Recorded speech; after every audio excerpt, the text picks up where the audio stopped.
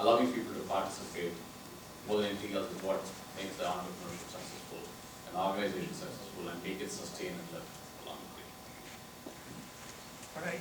Okay, so we heard on one aspect from each one of our panelists, and now we're going to be able to get to ask some questions. While you're thinking about your questions, I'm going to ask one, and I'm going to have each one of them comment on it. With entrepreneurship, there's always the word associated risk of failure. Okay? And we all hear about the successful story of successful entrepreneurs, successful enterprises. But we also hear that more enterprises fail than succeed. What's the story with the entrepreneurs? Enterprises fail, but what happens to the entrepreneurs? Okay? So let's start with Ram, and we're going to have each one of you give the answer.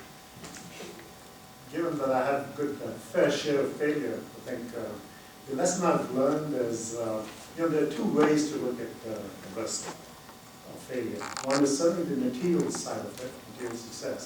But as I do more startups and I think about it more, learn about it more, and I recently just wrote a book that tries to look at this issue from the viewpoint of ancient Indian wisdom. It's called Two Birds and a Tree, Timeless Indian Wisdom for Business Leaders.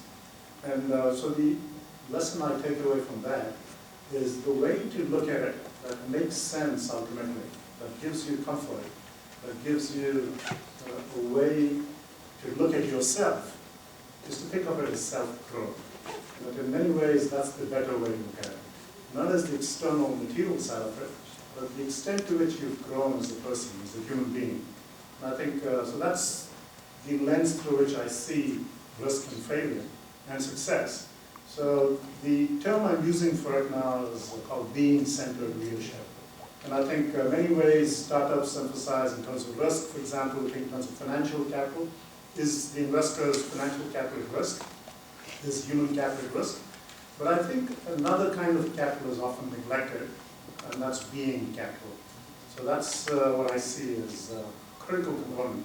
And let me just give you this metaphor, this image that comes from the Mundaka Upanishad. Originally in the Rig Veda, but developed well in the Mundaka Upanishad. And that's the notion of two birds in a tree. There is the lower bird, and let's say the tree is the startup, or a human body in the Upanishads. Think of the lower bird in the tree as the ego self, the one that's aspiring for the success, the typical success and risk success trade-off of startups. Then there is a higher bird. And that higher bird is all about why did you want to do this startup in the first place? What is the higher purpose? What is the passion that lights you up? And we saw a lot of that in Radha's talk.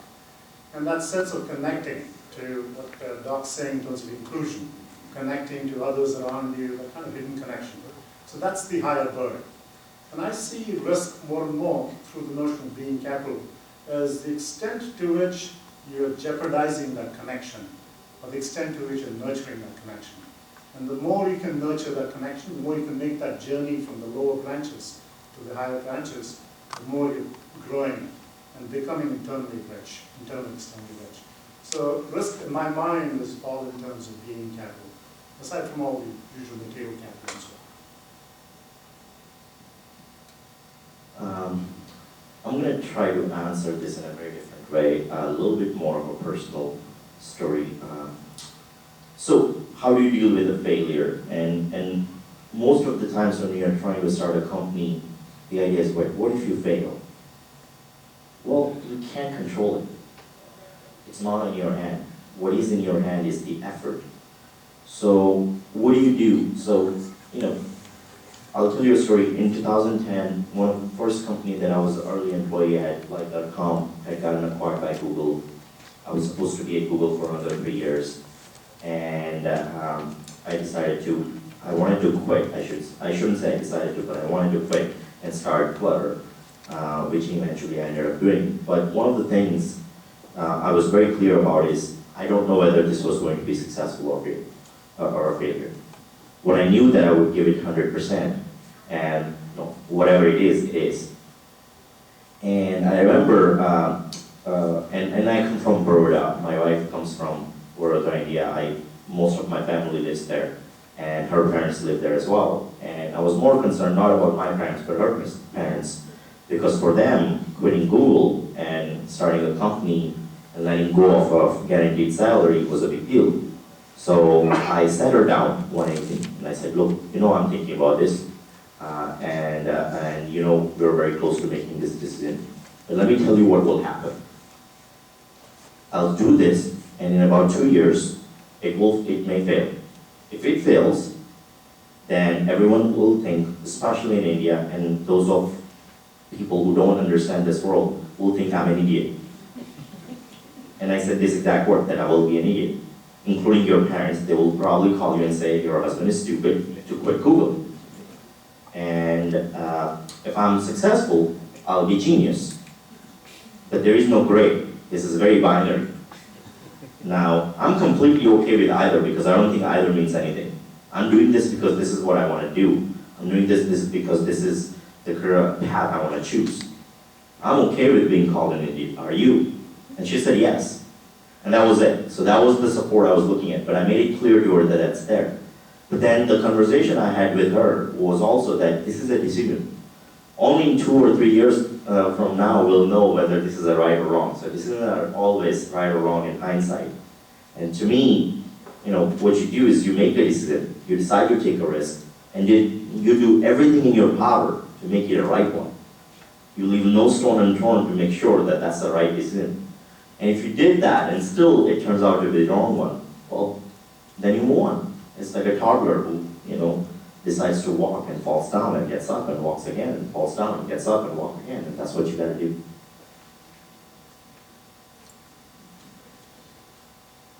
So entrepreneurs don't fail. It's ventures that fail. They start something that does not meet the criteria that the investor or somebody has looked for, and therefore it's failed. But an entrepreneur himself or herself is not failed. Because as somebody said, you're defeated not when you fall. You're defeated only when you refuse to get up. So that's the most important thing. It's not your falling. So you started a venture, you did something, you learned something from it, go on to the next one. Yes, you lost some time, you lost some money, you probably did something on it. You might have even had something on the ego, but you have not personally lost. It's I think what people consistently tell you when you talk about something else, when you want to appreciate something or when you want to rebuke someone, do not rebuke the person, point out what action was wrong. That's the whole idea. So same thing here, I think as an entrepreneur you have to go back always and say, I did not fail, that idea was not right for this time. It might be a future time that may work, it may be a set of activities that you do that may work, that's what is going to happen. Because sometimes what you consider success is not necessarily so sometimes because that reflects something that you did not learn. I mean, classic example, around the time when my daughter came out of college and was going to work, she was asking me about preparing for interviews and doing that. And I said, I can only tell you from the other side. I've interviewed a number of candidates, hired a number of people, but I can't tell you from view of interviewing. She said, how come? 25 years meaning you haven't interviewed? I said, I've never interviewed. So I got a campus job, and after that, every job that I've done has been either because of a reference here or somebody that I knew or something else happened. So I've never gone into interview prepared blind and spoken to someone. So I can't tell you anything from that. So having worked for 25 years, is that a good thing? Great. Do you know how to face an interview? Probably not. That's something you don't learn. So being in an entrepreneurial thing, you learn from every venture that fails and something that you can take forward to the next one. I'd like to. I want to add one quick story. So this is a good point that Doc made, that entrepreneurs don't fail, ventures fail. And it reminded me of this story that I heard from Ron Conway, who is one of the very known angels of the valley, right, with Silicon Valley Angels. And I remember him telling the story of Odeo, which was started by Bistone and founders of Twitter, essentially. And that was the predecessor company to Twitter. So Twitter never started out as a company on its own. It was an idea born within this company called Odeo, which itself failed. So at that point in time, these three founders, and Jack Dorsey actually wasn't one of them, it was Bistone and the other guy, the name is on my tip of my tongue, but I can't remember it. Ev Williams, thank you. So Ev Williams and Bistone, so they had a little bit of money left, in Odeo, and they decided to shut it down and they wanted to focus 100% on Twitter. So they went back to Ron Conway and said, hey, you know, here's the money that you invested in us. Why don't you take it back? And I remember Ron Conway saying that, look, the fact that they were shutting it down gracefully, they were acknowledging their defeat, they were moving on to something that was more promising, and willing to give investors back the money that was left over versus distributing among themselves or whatever that may be, actually gave me more respect for them. So what I told them is, no, I don't want the money back. Why don't you take it and make it as an investment into the Twitter? And that's how it started. So you know, this idea that entrepreneur technically doesn't fail is a great concept and something to understand. That how do you deal with adversity, whether success or failure? It is a matter of adversity. How do you deal with it? Actually, creates may open a lot of doors for you in the future. One of our attendees today wants to waste no time, wants a full return on their investment. So they have a very simple question for you. The question is, what is that one thing required to be an entrepreneur? That's all they want to do. So silver bullet is what they're looking for. No wastage of time.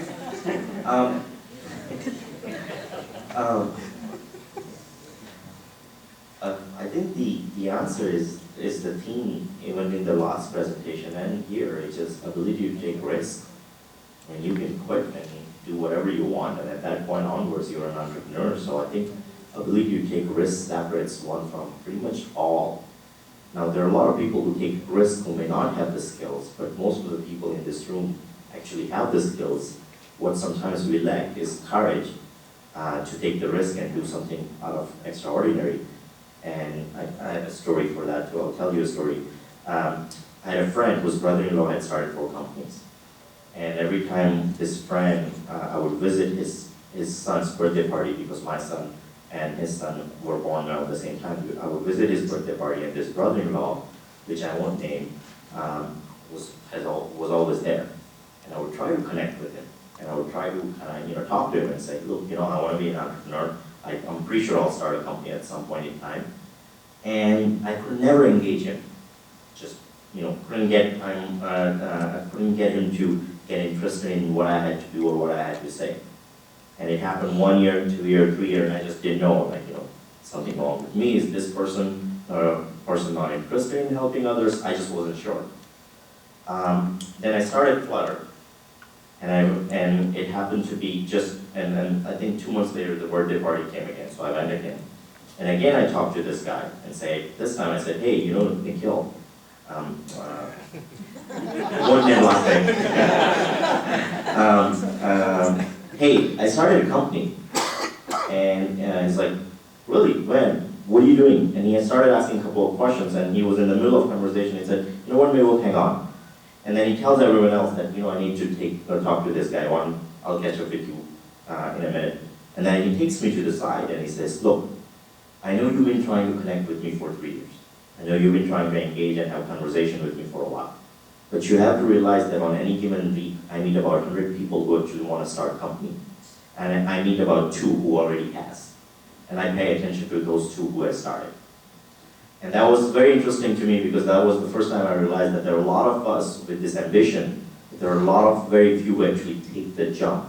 So I tend to think that that's probably the biggest skill, which is it starts with your own decision and taking the jump. And I think Bernard Shaw said it once. He said, all reasonable people adapt themselves to the environment. All unreasonable people adapt the environment to them. So if you want to be an entrepreneur, you have to be unreasonable. Because if you're reasonable, you'll accept the status quo of whatever is going on. So you have to be unreasonable and prepared to do that. And like what Mehul said, there are many situations where people you go to them, propose an idea, they'll say no, without even talking about it, without even thinking about it. And they usually wait for you to come back and tell them the 3rd time, and then they'll listen to it. It's usually a test of, are you prepared enough, committed enough to make it happen? So ultimately, if you have faith and you're unreasonable about things, then it's a good way to start. I think what it takes to be an entrepreneur, setting aside successful, is I think that kind of passion, the willingness, the commitment. And I remember when I left academia 15 years ago to do this, I remember a VC asking me early on, I was looking for funding. So this VC asked me, are you a pig or a chicken? I don't know how many of you heard this question. So, and I was just surprised, what does this mean? And he said, there you are, academia, are you going to let go? And I said, what relationship does it have to being a pig or a chicken? And I said, think of your breakfast. The chicken gives you an egg, and can keep producing eggs. But the pig gives you bacon, lays its life on the line. So if you're willing to lay your life on the line, lay everything you have on the line to pursue the startup, then I'll be interested in talking to you about funding. If you're trying to hedge your bets, and this is just one of a few things you're doing, then you don't have what it takes to be an entrepreneur. So in the end, I think that's what it is. I guess the answer to the question is, are we pig enough to be an entrepreneur?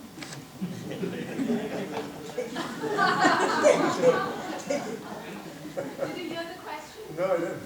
The question was, go ahead. What's the vegetarian equivalent?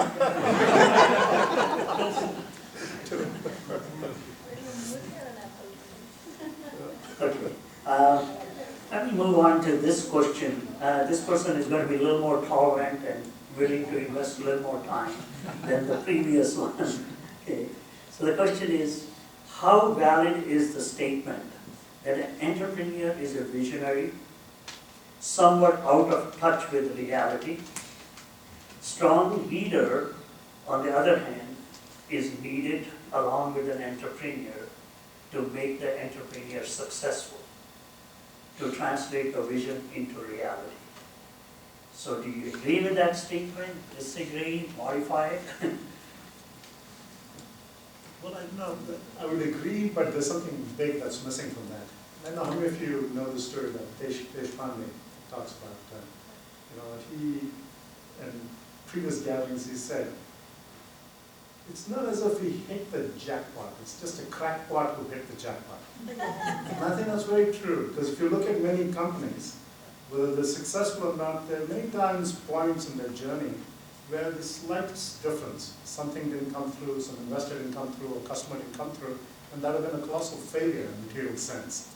So it's not as if you can plan this journey out. Luck plays a huge role here. It's far bigger than it's given credit for. Just the right things clicking right time. But setting that aside, I do think, sure, you need to be a visionary, you need to be a crackpot, wanting to do unreasonable things. But I've seen in my own experience that the vision you had initially, or the plan you had initially, changes many times. But very rarely do you stick with that same plan some months later. And that old line, was it Napoleon who said that? I figure it's one of these guys who get quoted often. That every plan disappears when the first bullet is fired. I think it's very true. Plans change all the time. The core vision may not change. So I do think it comes down to your team and the execution. So I think that piece is missing. You need to be a crackpot, and you need to have that real execution back up. A great team, and people you can trust, people you can work with, and know how to execute. So with Flutter, we also joined accelerator called Y Combinator, which most of you may have heard, and I was fortunate enough to work with not only entrepreneurs my age, but also a lot of 19-year-olds and 18-year-olds who were part of the same batch, and we were about 65 companies. And if you ask how many of them were visionaries, well, they're 19. The vision doesn't come into the play. How many of them were leaders? Again, they're 19. What I realized, and what I guess to a certain extent Y Combinator also realized, is that most of the great ideas, and most of the ideas are great in hindsight, what starts out with them is you experiencing that through as your pain point. Something that just bothers you, that keeps you awake at night, that you just have to solve. You just want to do it because it's right. And it turns out that when you solve it the right way, there are a lot of other people who are experiencing the same problem that actually has it as well. And this realization sort of came home even more because I remember sitting with a friend of mine at this event where Jack Dorsey was a speaker, founder of Twitter Square. And he's a phenomenal storyteller, one of the best storyteller I've seen since probably Steve Jobs. And when you hear him, it seems like, wow, this guy is a great visionary, what a great storyteller, must be a great leader, etc. And then obviously you're in his awe of everything that he has accomplished. And then I turn around and this friend says, you know something? 5 years ago, we were sitting in the same office. We were sharing the office. I'm a software engineer, you a software engineer. And if I had told him 5 years ago that, hey, Jack, you start 2 companies and both of them would be worth more than $1 billion, he would have probably laughed at me. And he's like, I don't think he was that formidable. He's extremely formidable right now, but I don't think he was that. So what happens is, typically, as a 19-year-old, you solve this problem, and along the way, just like everyone else, you learn. And you learn to be a visionary, you learn to lead, and you learn to do certain things. And smart people, more than anything else, realize that they don't know everything. So I've heard anecdotes of how Mark Zuckerberg sits down with Mark Andreessen, and will keep asking questions to the point where Mark Andreessen says, you know, guy, dude, 2 hours, I'm drained. I don't have anything to give you anymore. And this guy just keeps firing question after question after question, because he just wants to learn. So this idea that someone has to be that in the beginning is actually not true. Just like your company matures and you mature along with it, and as long as you're cognizant of your own lack of understanding and can learn along the way, you're probably going to be fine. Most companies start with a particular idea, and they usually modify that somewhere in the first 6 months to a year. And by the time they go to the second round of funding, wherever they've changed it further. And that adaptation always happens, and that's usually not because anything is wrong, but that's just the way. They tested something, they saw what the market response was, they saw what the response is, and they do something else different about it. And so it's not that anybody came up with the perfect idea to begin with, and that's what makes it successful. It's just how much you can adapt, how much you can carry the people around with you and make it successful. That's really what makes for it. I mean, in a kind of slightly flippant way, 2 years back, I was at IIM Cal for a Super Jubilee get-together. There's a lot of young people out there, some of them who were in there at IIM, they came back and they were asking different questions, peppering and saying, we also went to engineering school, some of them went to IIT, whatever it is. So what is IIM going to give us that we didn't learn over here? How should we view this? What should be the value proposition that we're looking at? And I said, how do I tell them something? I mean, I'm supposed to know something, right? So I'm being there. And so the way, look at it this way, engineering school taught you how to solve a problem. Hopefully the MBA will teach you which problems to solve. So it's in some sense that combination of what to do, what not to do, and applying the right amount of reality aberrations to get past is really what makes it happen. And sometimes an individual has it, sometimes a team has it. You have to bring them all together to make it successful. I think I'd like to share on that topic. I think you've seen the biography of Robert Noyce, who was the founder, one of the 2 founders of Intel. If you look at Robert Noyce, was known to be a visionary, okay, and that's what he's been given the credit for, at least in his biography, and all the people who work in Intel. And full disclaimer, I do work for Intel. Okay. Andy Grove, on the other hand, was known to be that operations guy who turned Robert Noyce's vision into reality. Right? So the combination, the question was asked, do you need those combination of skills? You definitely need that. At least it's proven to be the case. Now, it is possible that those combination of skills might be present in one individual. And they have to know the role they are playing at that point in time, because the action statement and the type of things done are very different, okay, in those 2 modes. Okay. The other comment which Doc made about adaptability, again from Intel, when the DRAM business was declining, Andy Grove and Robert Noyce had a meeting that this business isn't going where we thought it's going to go. And if we continue on the current path, a couple of things are going to happen. One, we both will be fired. Secondly, the company may not survive. So what should we do? So Andy replied to that one. He said, well, when we are fired, the first thing would happen is that they will go and hire somebody else. They will bring that person.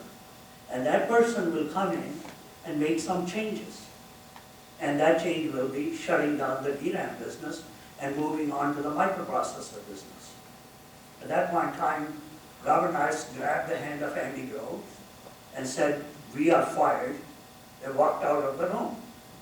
And then he turned around. He said, we are the new guys hired now. So we go and make the change which the new guy is supposed to make.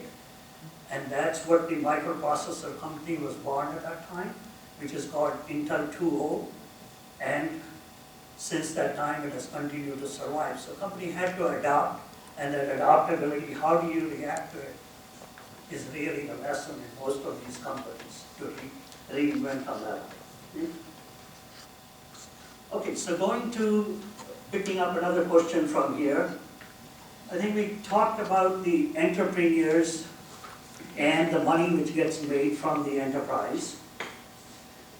How significant is the role of money being the motivator for the entrepreneur? Is it the prime motive, or is it an ancillary motive, and it just happens because of the other higher calling? So please comment on that one, how the role of money is in terms of the entrepreneur. Well, it is a big motivation to begin when you're not so sure of yourself and what you want and what matters to you. So it has an inordinate impact. But as you learn more, and as you begin to distinguish not just your own goals of money, but who's a good investor and who's not a good investor, especially because the money they bring and the qualities they bring, then it becomes less and less